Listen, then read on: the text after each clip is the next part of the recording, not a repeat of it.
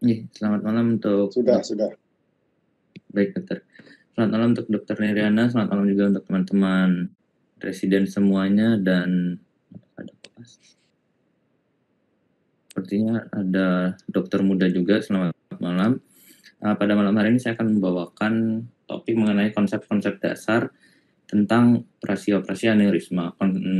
Topiknya ini saya ambil dari buku Seven Aneurysm yang kalau teman-teman tahu buatan Lawton itu ada Seven Vascular itu, jadi saya ambil dari sana. Jadi ini adalah topik-topik dasar, mungkin akan lebih banyak akan memberikan pengetahuan kepada teman-teman residen yang baru naik ke bedah saraf lanjut, berarti angkatan DD, dokter DD sampai angkatan di dokter Glenn. Kita akan lebih banyak diskusi mengenai teknik-teknik tentang aneurisma surgery, karena ini hanya basic, hanya tenets-nya saja, prinsip-prinsip bagaimana kita melakukan tindakan operasi. Langsung saja, jadi ini akan kita bahas 9 bab pertama. Ini adalah 9 bab pertama yang ada di buku tersebut. Nanti kita akan coba bahas. Mungkin tidak semua saya bisa memberikan gambar. Jadi saya harapkan teman-teman bisa memperhatikan dengan baik. Semoga bisa cukup mewakili. Oke, sudah kelihatan sepertinya. Kita langsung saja. Jadi yang pertama itu adalah handling microscope. Ya, kalau kita bicara tentang operasi aneurisma, berarti kita bicara tentang operasi microneurosurgery. Jadi pada satu buku mengatakan operasi aneurisma adalah true microneurosurgery. Ya, jadi harus menggunakan mikroskop. Kita harus benar-benar fasih, kita harus benar-benar mengerti tentang fitur-fitur dari alat yang kita gunakan, dan yang paling pasti kita gunakan pada saat operasi aneurisma adalah mikroskop. Jadi kita harus paham semua tombol-tombol, basic-basic settingnya seperti apa. Satu, mikroskopnya harus di-tune rutin. Ya, kalau kita lihat, dan setahu saya ini berpengaruh, kalau di mikroskop itu ada profil yang bisa di-save. Kalau kita lihat di punya kita sendiri pun ada profil, ada 4 profil. Dari Prof. Sri sampai Dr. Neriana masing-masing punya profil sendiri. Jadi kita harus bisa menentukan. Yang kedua, diameter pupil. Nah, ini diameter pupil ini cukup penting untuk teman-teman ketahui. Ya, jadi karena settingan diameter pupil seharusnya akan sama terus, pupil distance itu. Ya, maksudnya pupil diameter ini pupil distance. Jadi nanti saat menggunakan mikroskop jenis apapun, kurang lebih pupil distance-nya akan sama. Begitu juga saat kita menggunakan loop. Ya, apalagi teman-teman sekarang tahu kita sudah ada bantuan loop untuk operasi-operasi yang cukup susah di IGD, kita bisa menggunakan loop. Nah, alangkah baiknya kalau kita sudah tahu pupil distance. Jadi dimanapun nanti kita akan melakukan tindakan operasi, kita sudah tahu pupil distance kita seperti apa. Kemudian selanjutnya adalah posisi yang ergonomis. Kita harus melakukan operasi dengan posisi seergonomis mungkin untuk operator. Seperti sudah pernah dijelaskan sebelumnya, kalau posisi ergonomis ini penting karena gerakan-gerakan yang kita lakukan harus presisi. Jadi jangan sampai kita mengutamakan asisten, tapi utamakan dulu operator. Operator harus nyaman, harus pasti bagus semuanya dalam penggunaan mikroskop ini. Balancing nanti kita lihat, sitting comfortably mirip dengan ergonomic position, dan jangan lupa ada armrest. Bahkan di buku pun mengatakan untuk expert neurosurgeon pun sangat perlu untuk menggunakan armrest karena akan lebih steady dan pasti balik lagi ke patient safety. Ya, jadi ini gambaran dari mikroskop kita sendiri biar teman-teman semua tahu. Ini adalah pupil distance 70 mm sampai maksimal 75, minimal kalau tidak salah di 50. Ini bisa diputar-putar, buat teman-teman tolong diperhatikan, harus tahu sendiri ya jadinya masing-masing punya kita berapa. Untuk teman-teman yang menggunakan kacamata dan ingin melepas kacamata saat operasi, berarti harus disetting juga plus minusnya. Ya, karena kalau di sini plus minusnya tidak disetting, fokusnya pasti akan berbeda dengan fokus dari operator. Ini operator view ya, ini milik operator tapi alat ini.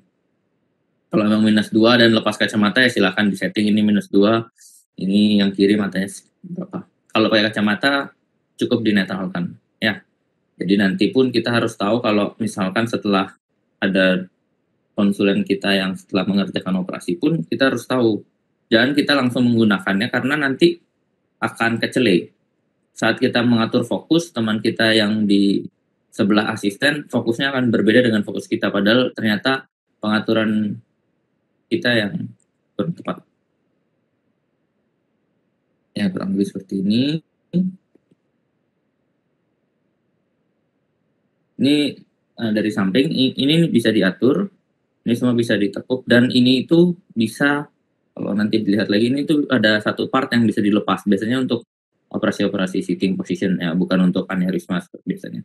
Ingat di sini ada setting-settingnya semuanya, jadi kita harus benar-benar paham tentang mikroskop. Ya, ini ada tombol yang atas bawah, ini untuk menggerakkan mikroskop ke semua aksis, ini untuk menggerakkan mikroskop ke atas bawah, jadi sambil digerakkan sambil dipencet. Ya, pastikan dia berhenti dulu baru dilepas, karena kalau kita melepas dulu baru berhenti, kuncinya mikroskopnya gampang rusak jadinya. Jadi saat digerakkan dia sudah posisi berhenti terfiksir, baru kita lepas tombolnya. Entah tombol yang atas atau yang bawah yang kita gunakan. Nah, ini mungkin teman-teman sudah tahu, ini fokus masuk, fokus keluar, zoom masuk, zoom keluar. Ini untuk lightning, cahaya, kita mau lebih naik atau lebih turun. Ini untuk yang naik yang di sebelah kanan. Ini untuk capture, yang tombolnya di sebelah kiri ini untuk screen capture. Jadi sebetulnya kalau teman-teman menggunakan mikroskop nggak perlu suruh foto layar, screen capture di sini masuk ke mikroskop. Yang sebelah kanan ini untuk autofocus, tapi autofocus sepengalaman saya kurang bisa diandalkan. Ini untuk auto balance, ini harus selalu dilakukan supaya tidak berat. Jadi saat kita kan sering memindah-mindahkan mikroskop, geser sedikit, apalagi kita menggunakan mikroskop yang jaraknya sebetulnya dekat, jadi kelihatan jauh di mikroskop, kita geser supaya fokus tetap di tengah, harus dengan auto balance supaya baik. Dan sebetulnya alat kita ini bisa dengan mouthpiece, jadi kita menggerakkan kepala kita dengan mouthpiece ini bisa ikut bergerak mikroskopnya, tapi kita tidak menggunakannya. Jadi sebetulnya ada alat kecanggihan itu, ada kecanggihan tersebut. Ya, itu kita harus mengenal. Jadi ini adalah basic, kita harus mengenal dengan baik bagaimana mikroskop, dan semoga cukup bisa menjelaskan bagaimana penggunaan mikroskop. Yang kedua adalah, ini adalah kunci dari operasi aneurisma. Ya, jadi di buku dikatakan subarachnoid space is the arena of aneurysm surgery. Jadi aneurisma itu adanya di subarachnoid. Jadi konsepnya kita harus mengenal subarachnoid, kita harus paham tentang arachnoid dissection jadinya. Ya, ini contoh-contohnya saja. Pasti kita akan berhubungan erat, bertemanan dekat dengan sisterna-sisterna saat melakukan operasi-operasi aneurisma. Entah itu di MCA, PICOM, ophthalmic, dan lain sebagainya, bisa dilihat. Kurang lebih seperti ini. Jadi kalau kita ingin di MCA, pasti kita akan membuka Sylvian cistern untuk dapat expose MCA. Kalau misalnya dia ada di ophthalmic, ya carotid cistern, dan lain sebagainya. Ya, untuk sisterna-sisterna nanti ada gambarnya. Dan kemudian teman-teman harus ingat pada pasien-pasien yang kita lakukan, apabila nanti kita sudah mulai bisa melakukan operasi akut dalam kondisi akut SAH, berarti kondisinya adalah arteri-arteri tersebut akan penuh dengan clot. Ya, jadi arterinya kelihatan arteri, kita tahu itu arteri, tapi ditutupi di bawah arachnoidnya oleh clotnya, yang namanya aja subarachnoid hemorrhage. Dan itu berbahaya karena kita bisa kecele, kita tidak tahu ini arteri seperti apa. Di buku mengatakan sebetulnya bisa kita lakukan insisi di arachnoid di atasnya, kita lakukan evakuasi clot yang di subarachnoid, tapi tidak semuanya hanya yang dimana akan menghalangi kita atau menyulitkan kita dalam melakukan tindakan operasi. Dan dalam melakukan diseksi subarachnoid ini, kita pasti akan menemui distal branch dari pembuluh darah. Nggak mungkin kita ketemu langsung yang besar, jadi pasti kita dari jauh dulu. Ya, dan ini akan sangat membantu kita untuk mencari pembuluh darah mana yang sebetulnya mengalami aneurisma. Jadi dari jauh, kita misalkan expose dulu M2-nya, semakin ke dalam, oh kita lihat lenticulus striate, M1, dan lain sebagainya, oh kita sudah tahu ini kita sekarang ada di ICPC. Oh ini berarti ICA, yang ke arah depan nih anterior. Jadi pasti kita dari distal branch dari pembuluh darah. Susah kita langsung, kecuali memang sudah berpengalaman, ini kan basic. Kalau sudah berpengalaman, kita buka langsung tahu, oh ini ada ini, berarti ini adalah di ICA, seperti itu. Dan ingat selalu kita menggunakan set surface dissection nanti akan dijelaskan. Jadi ada beberapa tekniknya, kita dapat menggunting. Ingat bipolar itu dia ada open force, jadi bipolar kan kalau kita sama kayak pinset lah. Kalau kita gunakan force kita dia justru menutup, kalau didiemin justru dia terbuka. Jadi open force secara pasif itu membantu untuk melakukan diseksi subarachnoid. Ya. Dan di buku dikatakan dilakukan sebaiknya supaya perpendikular terhadap arteri. Jangan sampai, jadi apabila arteri seperti ini, semoga kelihatan di tangan saya. Jadi seperti ini arahnya. Karena kalau seperti kita berkebalikan, berbahaya, kita dapat bipolar kita, tip kita ini dapat menusuk ke jaringan otak. Jadi lebih baik sejajar seperti ini. Ya, dan movementnya ada back and forth, bukan up and down. Nanti ada di salah satu video kita, nanti saya akan tunjukkan. Jadi back and forth kita melepas arachnoid. Arachnoid diseksi ini sangat penting. Operasi apapun itu sangat penting, terutama lagi sekali aneurisma. Seperti contohnya apabila kita ingin mengangkat atau kita ingin retraksi nantinya dari frontal lobe, itu kan di situ ada nervus 1. Nervus 1 itu nempel nanti dia sama basis frontal. Jadi kita harus pisahkan dulu sama medial orbital gyrus, kita pisahkan dulu arachnoidnya. Jadi dia saat kita melakukan retraksi tidak terjadi juga retraksi pada nervus cranialis. Biasanya nervus 1, nervus 2 pun seperti itu, saat kita ingin retraksi dia biasanya masih melengket dengan arachnoid, jadi dia ikut tertarik, kita pisahkan terlebih dahulu. Jadi subarachnoid dissection ini sangat penting kalau kita ingin melakukan microneursurgery. Nah, ini maksudnya self dissection, self direction. Jadi ini kurang lebih seperti ini anatominya. Kalau kita lihat nervus 2, pasti di sebelah lateralnya ada ICA, yang ke arah depan anterior, yang ke arah kita itu biasanya medial. Nah, jadinya medial. Jadi ini adalah tahap-tahapan kalau kita mau mendiseksi, yang mana sih yang paling pertama kita diseksi, yang tidak memiliki cabang pembuluh darah kecil dan yang tidak memiliki saraf. Ya. Jadi ini adalah inferior, kursor saya ini yang ada cabang ini adalah superior, kurang lebih seperti itu. Ya tentunya di cabang ini, di posisi ini pada gambar ini adalah lokasi dan di mana pada anatomi juga tidak akan dijumpai branch-branch yang kecil. Begitu juga di antara nervus 2 dan ICA, tapi di sini nervus 2. Jadi diseksi itu pasti kita mulai dari yang safest dulu sampai nanti yang paling terakhir di sini. Jarang dilakukan diseksi di sini apabila tidak diperlukan, karena kita melakukan diseksi di antara pembuluh darah kecil ini nanti justru akan berbahaya karena gampang sekali merusaknya. Nah, ini kita harus tahu sisterna dengan baik. Kira-kira kita mau kemana, sisterna apa yang harus kita buka, seperti tadi yang sudah saya jelaskan. Dan nervus cranialis ini akan ditutupi oleh sisterna, begitu juga dengan pembuluh darah. Ada arachnoid di sana yang harus kita pisahkan supaya kita dapat melakukan retraksi dengan baik saat melakukan operasi. Ya, mungkin teman-teman sudah tahu ini cuma basic anatomi. Ya, ini ada basic anatomi saja. Kalau kita ingin melakukan operasi di mana, kira-kira sisterna yang berhubungan apa. Tidak perlu dihafalkan, cuma konsepnya ingat, kita kan tidak perlu, kita mendiseksi Sylvian Fisher atau Sylvian Cister, interoptic cister, itu tidak perlu tahu namanya, asal kita tahu lokasinya, operasi kita akan ada di mana, ya arachnoid di situ kita diseksi, konsepnya seperti itu. Tapi alangkah baiknya kalau kita tahu, apalagi kita masih pelajar juga. Ya, jadi seperti ini, anyaman arachnoid kan seperti ini, kita harus diseksi untuk dapat melihat, mengekspos struktur-struktur yang lebih deep, supaya kita bisa melakukan operasi dengan lebih baik, terutama pada aneurisma surgery. Mungkin saya lanjutkan saja. Selanjutnya adalah brain retraction yang ketiga. Ya, ingat retraksi itu akan meningkatkan tekanan di jaringan otak, dan tentu saja dengan peningkatan tekanan akan menurunkan perfusi otak.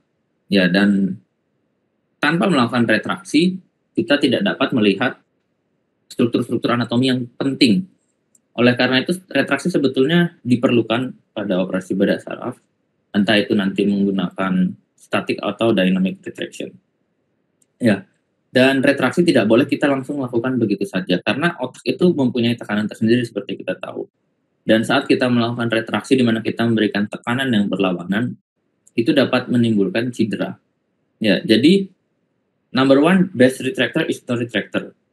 Ya, maksudnya apa? Karena Nanti mungkin teman-teman, terutama teman-teman yang sudah mulai masuk di IBS, dengan melakukan posisi pasien yang baik dan benar, dengan melakukan diseksi subarachnoid yang baik, kita dapat meretraksi otak tanpa retraktor. Ya, dengan menggunakan CSF itu. Lalu selanjutnya adalah menggunakan suction yang ujungnya tumpul. Di Sanglah sepertinya nggak ada, tidak ada. Sebenarnya milik pribadi yang saya pernah lihat di Sanglah itu punya dokternya sendiri. Apabila beliau akan melakukan operasi-operasi yang microneedle surgery, pasti menggunakan yang bullet tip. Jadi ujungnya itu tumpul, tidak seperti yang biasanya ada di punya kita.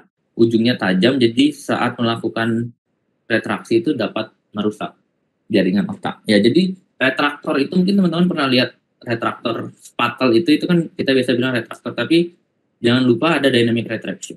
Ya, itu sudah saya garis bawahi di bawah sini. Ini sangat penting. Soft silicone tubing itu maksudnya supaya gampang kita memindahkan suction. Mungkin teman-teman bisa membedakan yang baru balik dari IGD ke IBS, gimana perbedaan antara suction yang menggunakan NGT dengan langsung kabel suctionnya yang keras. Tentu akan lebih susah dan itu berpengaruh. Mungkin nanti kalau sudah kita yang melakukan tindakan berpengaruh, karena gerakan-gerakan bedah saraf itu kan sangat smooth, pelan-pelan, dengan suction yang keras dan tidak lembut, tidak mau ikut gerakan, itu justru akan susah, menciderai. Karena suctionnya bisa ikut terpelintir sendiri. Mungkin ada yang pernah kejadian, suctionnya bisa ngikutin putaran selang, justru terpelintir. Ya, nanti ada tamres, ada fotonya. Jangan pernah menaruh retraktor di atas permukaan pembuluh darah. Dan tambahan lagi, saat melakukan memasang rela atau nanti kita harus memasang static retraktor itu, usahakan ada pelindungnya. Ya, boleh kita pakai bahasa yang kita gunakan, bisa pakai spongostan, biasanya ditutupin sama watches. Ya. Fixed brain retraction ini maksudnya yang statis, jarang kita perlukan, tapi apabila memang harus diperlukan, karena kita memerlukan retraksi, pasti kita perlu, dan kita harus tahu kalau kita mau pakai retraksi itu gimana caranya. Jadi satu, tentu kita berikan hypertonic salin, CSF drainage, arachnoid disseksi yang sangat baik, itu akan membantu supaya otak tidak tertarik, tidak saling tercerabut satu sama lain. Patient positioning, ingat konsepnya adalah gravitasi. Otak itu pasti akan turun mengikuti gravitasi. Jadi posisi kepala pasien itu sangat mempengaruhi nanti gravitasi akan membawa otak ke arah mana, dan bone drilling. Biasanya pada operasi-operasi di arterion di depan lah paling gampang kita sering ngedrill sphenoid. Ya. Tapi hati-hati pada pasien-pasien aneurisma yang dioperasi di mana masih dalam kondisi akut, bisa saja SAH sudah pasti terjadi oleh karena aneurisma. Oleh karena itu, SAH pasti akan melekat juga pada clot yang sudah menutup aneurisma. Jadi hati-hati saat kita ingin meretraksi dari otak. Kita retraksi otak, tentu saja kita akan menarik arachnoid. Saat kita tarik itu, apabila masih ada yang tersisa sedikit, takutnya adalah clot yang saling menempel ini menarik sampai ke aneurismal dome. Jadi justru bleeding setelah itu. Itu tidak bisa kita hindar. Tidak murni kesalahan kita, dalam artian yang memang bisa terjadi, tapi sebaiknya kita harus melakukan diseksi arachnoid yang baik. Jadi memang kalau di buku dikatakan 10-20% itu intraoperative bleeding itu ya memang seperti itu, aneurisma. Siapapun yang mengerjakan mungkin akan sama. Jadi seperti itu. Ya, ini untuk suction kita. Turunin nih suction kita. Kalau teman-teman lihat di tipnya ini memang kurang bagus karena sudah ini kena drill, kena snubble dan lain sebagainya. Ini tipnya tidak tumpul seperti yang saya maksud. Tapi yang saya perlukan adalah di sini adalah thumb rest. Ya, ini kan ada bentuk kayak water drop. Justru ini saya ambil dari salah satu buku skull base surgery. Nih, teardrop suction tube. Jadi kita bisa menutup ini tidak harus penuh, dan tutupan kita ini akan mempengaruhi berapa banyak sedotan kita. Jadi harus tahu feeling-feelingnya. Kita harus menutup penuh, kayak seperti ini dia menutup penuh, dia menutup sebagian, dia menutup hanya seperempat. Ini akan mempengaruhi tentu saja tekanan, karena ada tekanan yang dialirkan semakin ke bawah, ada yang dari luar. Ini akan mempengaruhi, dan kita memang harus memainkan jari. Justru ini sampai di buku juga sudah dikatakan. Ya, ini juga bagaimana kita handling, jadi seperti ini. Jempol itu sangat penting, dan bentuk dari suctionnya itu pun memang seperti ini harusnya. Jadi kalau kita menggunakan suction yang lurus itu nggak masuk akal, atau kita biasanya bisa ada yang pakai suction teman dari teman bedah umum kan suctionnya biasanya nggak ada teardrop, itu nggak masuk akal untuk bedah saraf sebetulnya. Tapi kalau nggak ada ya harus bisa menggunakan tetap. Jadi lurus dan dia akan curve dekat dari jempol, jadi seperti ini. Ya. Di vascular control ini ada yang proksimal dan distal. Kalau proksimal kita tahu intinya lebih proksimal daripada aneurisma, distal juga lebih distal daripada aneurisma. Ya, dapat digunakan beberapa teknik. Yang paling sering kita gunakan temporary clipping. Ya, bisa gunakan trapping juga permanent clipping. Jadi proximal control itu pasti akan memberikan kita percaya diri saat melakukan diseksi. Dan kita dapat menggunakan temporary clip. Ya, jadi kita mengidentifikasi dari pre-op dan nanti saat durante kita konfirmasi. Pre-op dari mana ya? Kita kan punya modalitas-modalitas radiologi, kita bisa pergunakan hal tersebut. 3D CTA kita bisa gunakan, oh ini kira-kira aneurismanya ke arah mana. Ingat kita harus evaluasi DUM-nya. Ya, nanti akan saya coba jelaskan, semoga ada slide-nya. Jadi pada ophthalmic artery biasa proksimalnya kontrol dari mana, M1 ada di mana. Konsepnya adalah semakin kita dekat dengan arteri, dengan aneurisma semakin baik, karena kalau tidak dari titik temporary clip sampai ke titik aneurisma itu kan semua tidak dapat supply. Ya, jadi tentu saja semakin dekat, semakin sedikit bagian atau jaringan otak yang tidak mendapatkan supply karena klip kita tersebut. Karena ada saja biasa perforantes dan itu pasti akan lebih baik buat pasien. Tapi jangan salah, kita juga ada distal control. Ya, biasanya bisa untuk konfirmasi, untuk intinya kalau kita mau buka dari dome aneurisma harus kita pakai ini proximal dan distal control. Sudah pasti itu kita harus menutup segala arah darah yang bisa masuk ke dome-nya itu. Ya, entah itu apakah ada persistent back bleeding, lalu kita mau aneurysm trapping, kita mau thrombectomy, karena hati-hati biasanya aneurisma yang dengan pasien arteriosklerosis itu neck-nya itu sudah arteriosklerotik, ditambah lagi dia sering ada turbulensi, ada trombus di dalam. Jadi klip ini kan ada power, klipnya tidak bisa menutup, mengunci dengan baik karena ada resistensi sendiri dari dindingnya itu. Jadi kita harus menggunakan proximal dan distal control, atau mungkin kita ingin melakukan ekstraksi dari coil pada operasi sebelumnya, kita harus expose itu dengan maksimal, harus buka, berarti kita harus proximal control, distal control. Memang harus di-plan, yang harus di-clip total.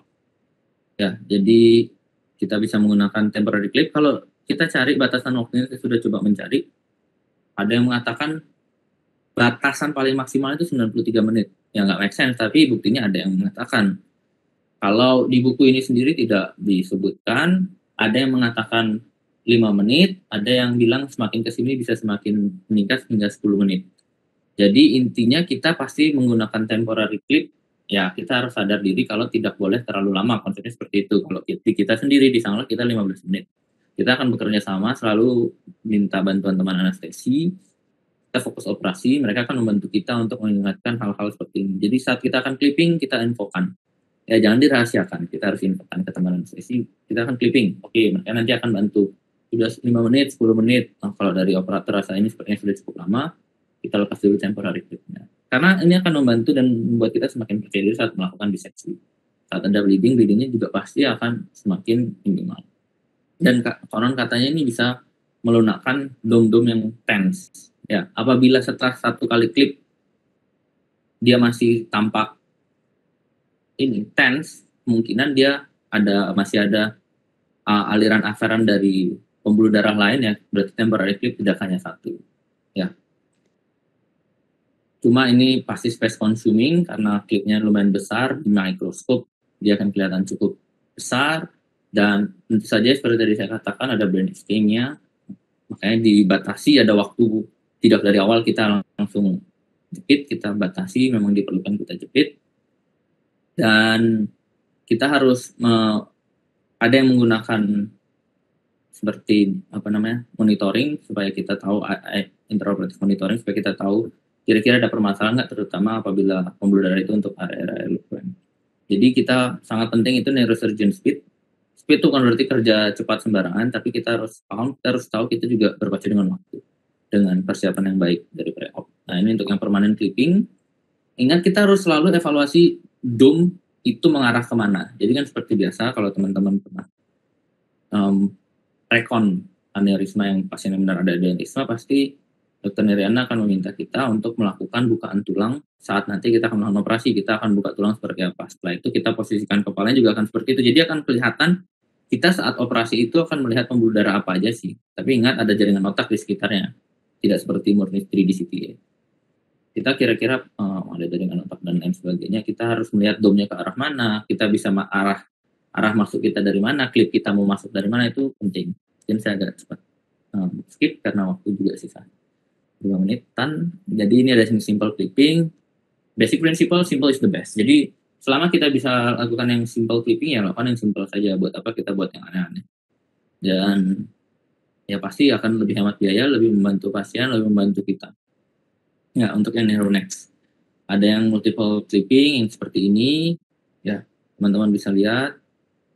Ini jadi untuk aneurisma-aneurisma yang besar karena klipnya kan, ingat klip itu panjang bukan berarti kekuatannya sama. Kekuatan paling dekat itu ada di sini, hipnya ini, panggul kalau di ini bilang hip, paling lemas ada di tip. Jadi apabila ini ada aneurisma yang tadi sklerotik dengan ada trombus, mungkin ini tertutup kelihatan sampai ujung. Kita visual pun kelihatan ini tertutup.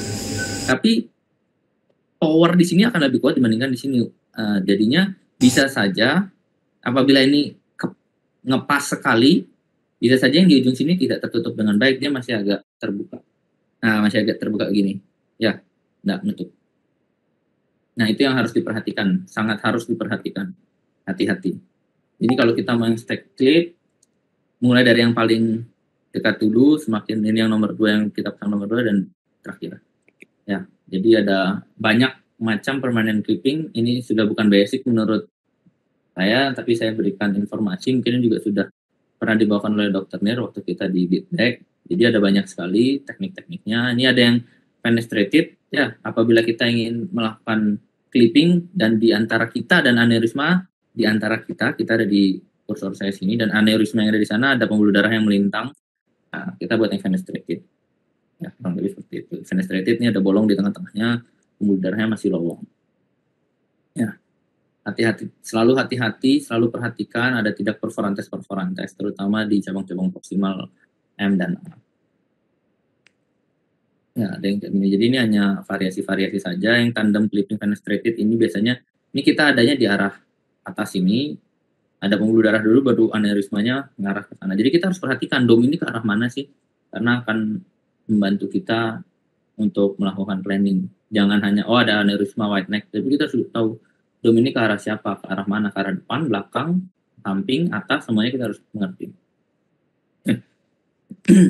Terus kita harus melakukan inspeksi dengan baik. Post clipping inspection ini penting untuk melihat apakah benar sudah teroklusi, bagaimana patensi dari parent arteri, terus bagaimana lanjutan efferent. Efferent itu yang after di aneurisma, apakah ada oklusi atau paten dengan baik, perforating arterinya seperti apa, dapat kita lakukan ICG di sini, atau pakai mata telanjang itu susah pastinya. Kita kan sekarang juga ada Doppler, dari Doppler pun kita bisa evaluasi.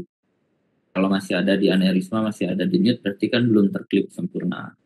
Itu. Terus kita cek juga di distalnya, oh ternyata bunyinya itu kita harus cek. Jadi perenya itu kalau Doppler kan bunyi, dia mirip kayak, lupa nama, untuk ngecek JJJ itu, kalau teman-teman yang belum tahu, jadi dia bunyi. Kalau ada denyutan dia bunyi, kita cek pre-clipping itu gimana di proximal, bagaimana di distal, bagaimana di dome-nya. After clipping kita cek lagi intensitas itu berubah atau tidak. Kira-kira seperti itu. Ya pastikan tidak ada itu yang tadi, jangan terlalu ngepas lebar leher dengan panjang klip. Lebar leher bisa kita evaluasi tapi hati-hati, saya akan jelaskan. Jangan terlalu ngepas karena yang di paling ujung itu biasanya tidak terlalu kuat, apalagi pada pasien-pasien dengan atherosclerosis dan ada trombus di dalamnya. Hati-hati juga dengan surgical blind spot karena kita tidak mungkin bisa evaluasi aneurisma 360 seperti saat di CTA, jadi kita posisikan evaluasi di CTA dengan posisi pasien, samain. Jadi kira-kira di titik-titik mana kita emang nggak bisa ngelihat lagi sama sekali. Ya ingat, perbedaan neck diameter dan lebar. Jadi diameter 4, kan kalau kita lihat di CTA kita tarik garis, yaitu diameter sebetulnya. Ya diameternya itu sekian, nanti saat dijepit dia tidak lagi seperti ini, pasti bertambah panjang. Dan Kalau kita pakai rumus matematika tidak usah saya jelaskan, intinya lebarnya itu jadinya adalah 1,5 kali diameter. Jadi apabila kita lihat, kita hitung ini 5 milimeter, nanti saat dijepit dia kan akan flattening semuanya. Ini jadinya sekitar 1,5 dari diameter. Jadi nanti kalau kita evaluasi 4 mili, siapin klip yang setidaknya 6 mili, kurang lebih seperti itu. Jangan pasti kurang. Kalau 4 mili di sana, 4 mili di clipping pasti kurang karena dia akan memanjang, flattening. Ya. Jadi brand transgression ini untuk satu ini jujur saya nggak bisa menafsirkan dengan murni. Saya cari kata-kata transgression itu artinya pelanggaran, maksudnya apa, tapi nggak terlalu mengerti. Intinya kita bisa melakukan beberapa teknik-teknik ini. Brand resection katanya bisa dilakukan biasanya pada, kita harus tahu terlebih dahulu ini anatomi mana yang kira-kira tidak penting dapat kita lakukan brand resection, tapi pasti kita akan hindari. Dan clot evacuation-nya ada yang mengatakan lebih baik dievakuasi clotnya, ada yang mengatakan dibiarin aja clotnya karena nanti takutnya kalau kita evakuasi tekanan yang nutup apalagi pada fase akut itu hilang, dia dapat terjadi perdarahan. Dan dome avoidance ini paling terakhir, kita harus diseksi di arah dome-nya itu. Dan ingat yang penting itu kita nggak usah lihat puncak dome, ada buku yang mengatakan kita lihat neck, yang paling penting neck, karena kita kan nggak ngeklik dome, kita ngeklipnya di neck, jadi neck-nya yang kita cari. Dan yang terakhir intraoperative rupture, ini unavoidable seperti yang tadi sudah saya katakan, pasti terjadi pada 5-10%, even expert neurosurgeon juga pernah mengalami ini. Kita perlu tahu 3 konsep. Satu, visceral response, kita harus tetap tenang, kita harus berpikiran jernih, kita percaya diri karena apa yang kita lakukan di sana nanti as a operator akan mempengaruhi asisten, akan mempengaruhi perawat-perawat. Jadi kalau kita panik, mereka panik, pasti kacau. Jadi kita harus tenang, tetap harus terpikir. Jadi cognitive response selanjutnya, continue the surgery. Kenapa sih dia bisa perdarahan? Apa yang menyebabkan? Kira-kira harus saya apakan? Itu harus terpikir sambil kita stop dari perdarahan. Gimana caranya? Bisa dengan tampon, suction, proximal controlnya kita clip. Jadi jangan panik kalau ada perdarahan, ya kita siapkan clip kalau memang bisa diklip. Jadi seperti itu.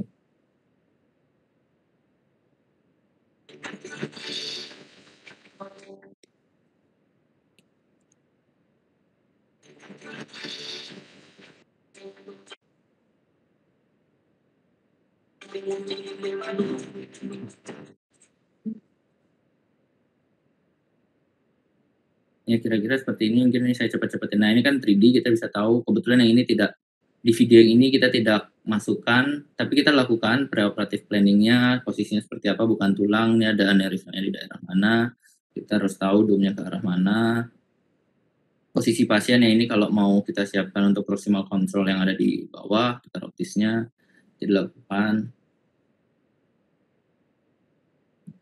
Yang ingin saya tunjukkan di video ini adalah, ya ini kan kita udah ngebor, kita gantung dura, habis itu buka dura. Nah ini kita harus melakukan, ini kan masih tegang sekali. Nah ini diseksi arachnoid ini sangat penting, pasti kita akan diseksi arachnoid ya, supaya otaknya ini slack, CSF-nya turun, dan juga saat melakukan retraksi tidak melakukan damage atau pressure yang berlebihan. Nah ini yang saya maksud back and forth ya, jadi itu tidak kita tidak mengarahkan itu ke arah otak, tapi sejajar dengan saraf yang ingin kita diseksi atau bagian yang kita diseksi, sejajar jadinya, bukan atas bawah ya.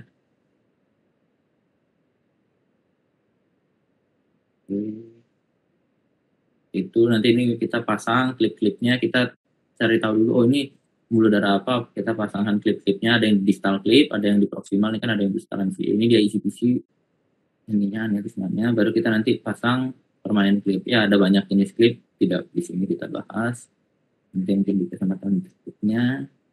Ya, jadi setelah itu kita evaluasi, mungkin kita evaluasi, mungkin cuma sebentar kelihatannya, tapi kita evaluasi benar sudah terklip baik atau tidak, ada nggak di perforantes yang terklip karena ujung dari klipnya ini hingga mengganggu vaskularisasi daerah tersebut. Ya, mungkin seperti itu saja.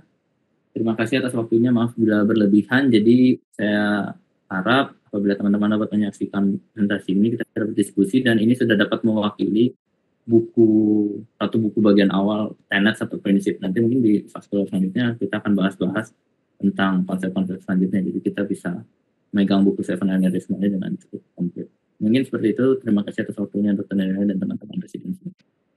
Baik, terima kasih Dr. Stephen. Yaitu tadi diambil dari Stephen Aneurysm ya.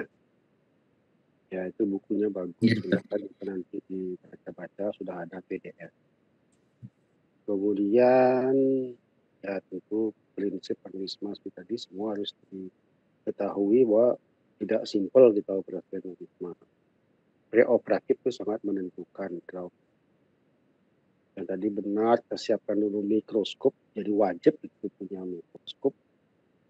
Kemudian kalau saya tambahkan lagi itu, saya pasti minta 2 suction. Ya, 2 suction. Karena kalau terjadi di seorang dokter, 1 suction itu nggak cukup. 1 itu untuk menampung pendarahan, 1 untuk melihat situasi yang kemudian bipolar benar-benar kita cek ya berapa kekuatannya, dan harus ada orang juga di suction yang menentukan kekuatan suction. Kemudian lela atau retraktor wajib katanya, karena kalau pakai manual pasti akan sulit. Dan tentu berbagai jenis klip ya. Jadi ada yang standar, ada yang yang bentuknya lurus, ada yang bengkok, ada yang L, ya macam-macam itu yang harus disiapkan. Dan mengenai suction, yaitu saya punya itu suction yang ujungnya asa pentol. Itu makanya kalau saya operasi khusus kan pasti saya buat sendiri. Suctionnya, dissektornya, microsetnya. Ya silakan kalau ada yang ingin bertanya, nanti kalau beberapa ada lagi kasus tentu kita akan mulai belajar. Intinya adalah bagaimana kita membuka arachnoid sehingga untuk mengalirkan CSF sehingga tekanan turun itu.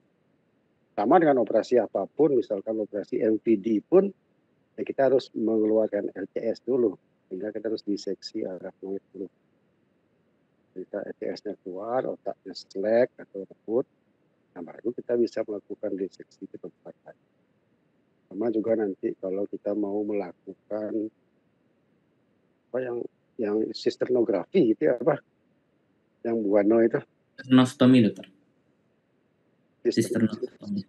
Sisternostomi ya. Silakan kalau ada yang ingin bertanya dulu, saya kasih kesempatan.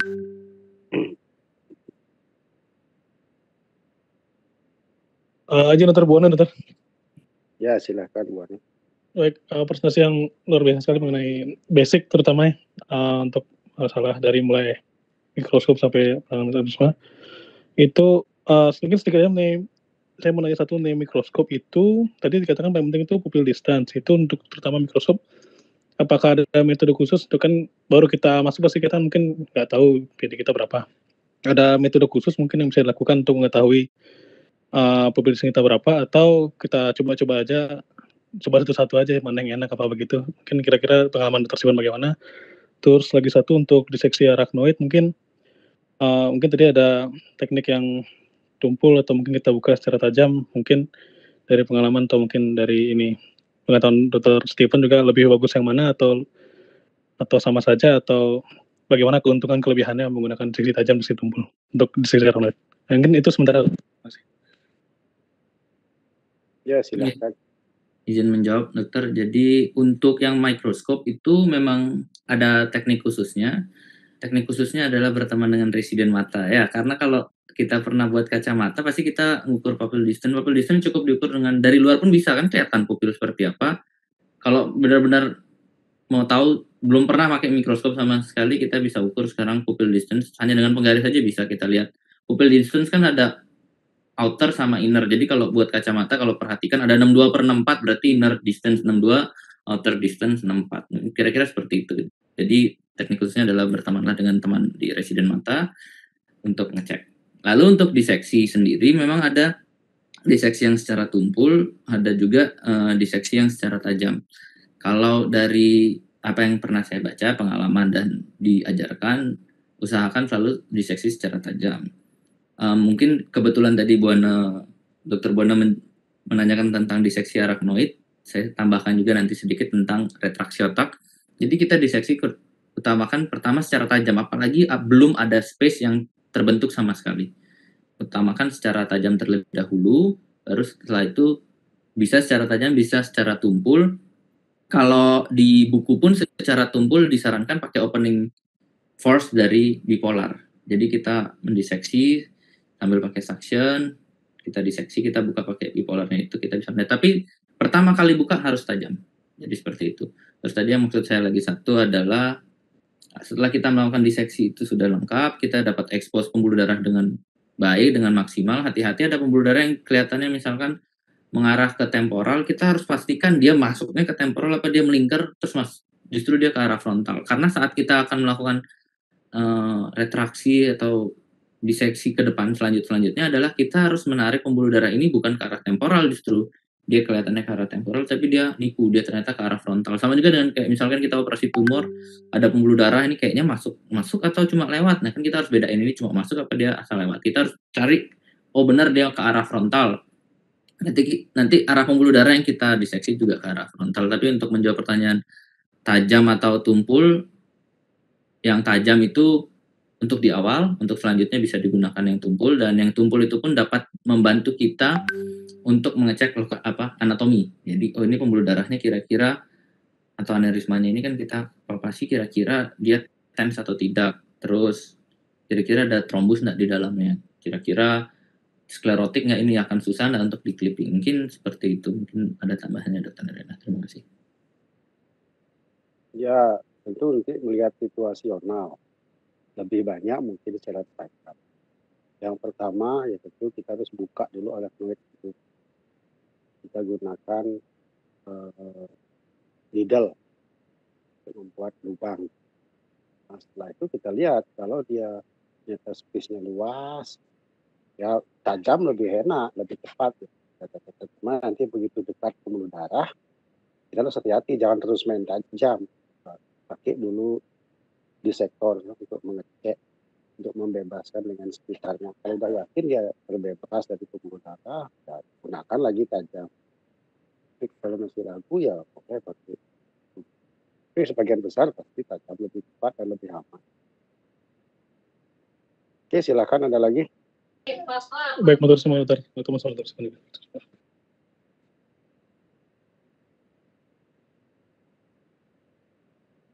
Dokter Baik, izin bertanya. Ya, silakan. Selamat malam dokter. Sebelumnya presentasinya sangat baik dari Dokter Stephen. Mungkin ini ilmu yang cukup advance untuk saya. Saya mau izin bertanya dokter, sekiranya kalau misalnya untuk operasi-operasi aneurisma ini tadi kan dijelaskan tujuannya supraclavicular dissection salah satunya untuk menurunkan TIK-nya. Kira-kira kalau di intraoperatif itu apa ada tekanan darah tertentu yang harus dipertahankan? Apa kira-kira diturunkan sejauh mungkin supaya otaknya tidak bengkak untuk mempermudah operasi, atau kalau misalnya terlalu turun itu nanti post op-nya jadi ada defisit, apa ada cut off tertentu, terus kira-kira ada apa lagi gitu yang harus kita perhatikan pada monitoring mungkin anestesinya yang berpengaruh pada operasi aneurismanya. Terima kasih. Ya, silakan. Baik, terima kasih. Mohon izin menjawab. Jadi untuk tekanan darah, ini betul sekali pertanyaannya Dr. Monica, ini penting untuk kita as a neurosurgeon tahu juga. Jadi bukan teman anestesi pasti tahu, oleh karena itu pasti aneurisma operasi pasti dengan dokter anestesi spesialis yang KNA, konsultannya. Tapi kalau dari kita, intinya kita harus tahu dulu MAP yang kita inginkan. Ya, kita bermain di sana.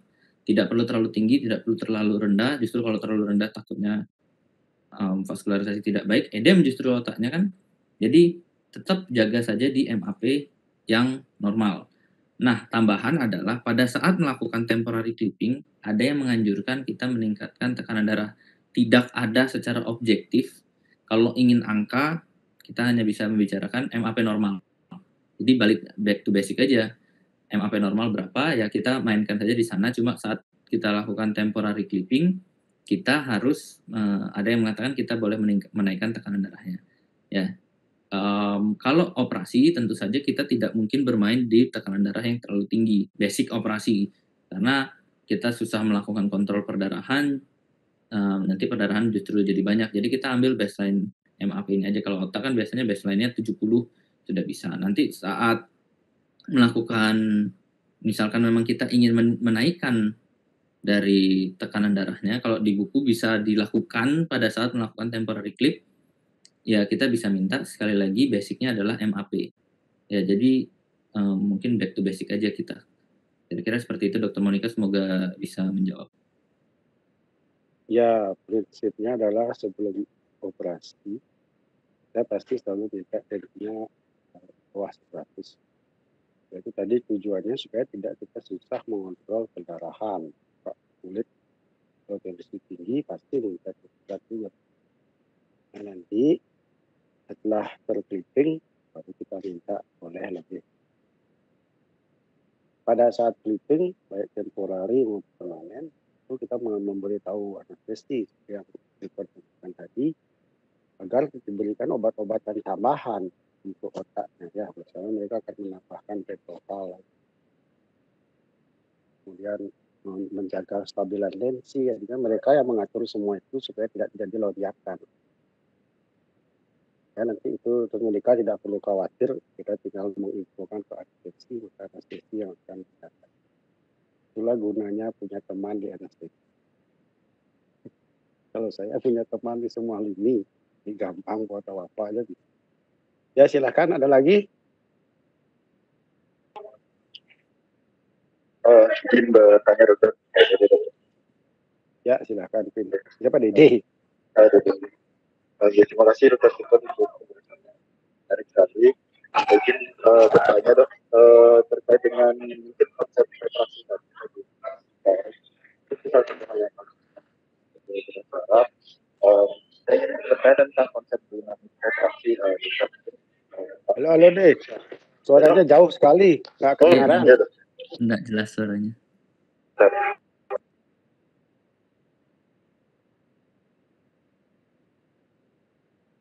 Izin dok, apa sudah terdengar ya?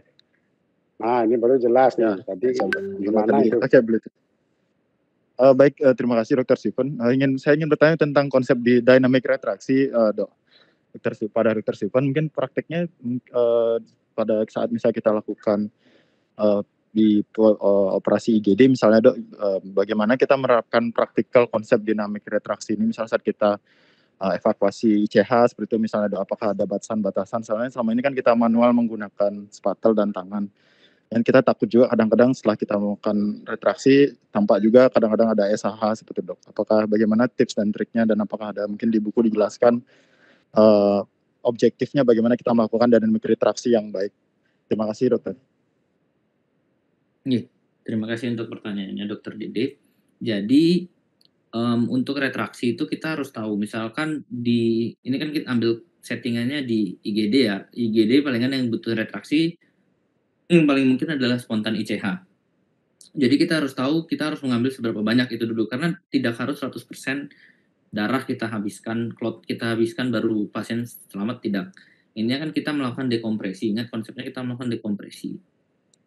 Teknik pertama pasti akan kita lakukan penurunan TIK secara baik dan cepat. Bagaimana caranya? Retraksi diperlukan apabila kita ingin mengekspos lokasi-lokasi satelit, dalam artian dia ada di ujung kiri, di ujung yang di tengah langsung masuk biasanya. Itu pasti Dokter Dede setuju, karena Dokter Dede pasti sudah pengalaman juga untuk ICH. Ambil saja dulu yang ada di tengah. Itu akan, apalagi kalau ICH spontan ya. ICH spontan kan kalau kita kerjain dengan cepat baik, dalam artian onsetnya kita langsung kerjakan, seharusnya setelah kita ambil ICH-nya sudah mulai kempes. Kecuali kalau tadi dibilang ada SAH, kita harus berpikir kalau ada SAH, kalau dia spontan ya, ini kita sekali lagi kita bicarakan yang spontan yang lebih advance. Kalau dia ada SAH, ingat konsepnya dekompresi, hati-hati kira-kira penyebabnya apa, hipertensif atau aneurisma. Kalau memang hipertensif ya cukup seadanya melakukan dekompresi, life saving, nanti prosedur diagnostik lanjutan. Nah, apabila kita murni ICH supraten karena hipertensi, sedot saja dulu plotnya yang di bagian tengah. Nanti setelah itu dynamic retraction itu ya ke arah mana kan kita mau melakukan diseksi, ke arah tersebutlah kita lakukan dynamic retraction. Dalam artian apabila pasti ada saat saat kita melakukan evakuasi misalkan ke satu sisi arah jam 10 misalkan, pasti ada saat beberapa detik kita tidak perlu menggunakan retraktor tersebut. Pasti ada saat walaupun hanya beberapa detik dan itu kita gunakan untuk mempause. Apalagi kalau kita dynamic retraktornya pakai suction kan kita sendiri benar-benar yang akan melakukan retraksi dengan tangan kiri kan. Kalau kita kinan, saat kita retraksi kita coba ambil cloth-nya, kontrol perdarahannya, berikan jeda sedikit untuk melakukan relief pressure, baru kita retraksi lagi. Karena kita juga pasti kita tidak 100% 1 menit kita akan butuh retraksi terus, pasti ada jeda. Jeda itulah yang disebut dynamic retraction. Jadi kalau memang kita butuh akan sedikit lebih keras. Oh nggak apa-apa terlalu keras, nggak apa-apa, asalkan dalam keadaan otaknya sudah kita sedot yang di bagian tengah sudah cukup slack, kita dynamic retraction cukup keras, nggak apa, pressure-nya kan udah turun. Itu yang pertama. Terus yang kedua, konsepnya pernah diajarkan juga oleh Dr. Golden. Kalau kita sudah ambil, ingat darah itu atau tekanan itu pasti akan mencari ruang yang kosong. Jadi dengan kita relief pressure yang ada di tengah, otomatis clot itu yang ada di perifer satelit-satelit ini yang nanti kita takut dynamic retraction atau retraksi terlalu berat, otomatis dia akan mulai mengarah ke tengah. Itu juga mungkin yang pernah diajarkan oleh Dr. Neriana, kalau kita buka tumor-tumor ekstraksial meningioma, kalau tekanan darahnya terlalu tinggi, otaknya kan bengkak, bisa aja tumornya langsung keluar sendirinya ya, karena di situ adalah space kosongnya. Di mana ada space kosong pasti tekanan akan mengarah ke sana. Kalau space kosong kita sudah buat di tengah, kortikotomi yang di tengah, pasti akan otomatis masuk semua clotnya. Otak yang di sisi-sisi lateral semakin dekat, dia semakin masuk. Akhirnya membantu kita untuk melakukan retraksi tidak perlu terlalu banyak, karena kan sudah semakin mengerucut ke arah tengah. Mungkin seperti itu. Jadi konsepnya turunkan dulu TIK-nya dengan cara yang paling gampang adalah ambil clot di mana tidak memerlukan retraksi, baru selanjutnya kita lakukan retraksi. Kalau bisa retraksi sendiri lebih baik. Kalau misalkan retraksinya manual pakai tangan yang dalam artian dibantu oleh asisten, pastikan asisten adalah asisten yang proper dan handal kan. Jangan asisten yang baru 1-2 kali megang, karena untuk tahu itu harus perlu experience, kira-kira seberapa lama, kira-kira sekuat apa kita bisa narik. Kurang lebih seperti itu. Mungkin semoga bisa membantu dan bisa menjawab pertanyaan dari Dr. Dedi. Mungkin ada tambahannya dokter, terima kasih.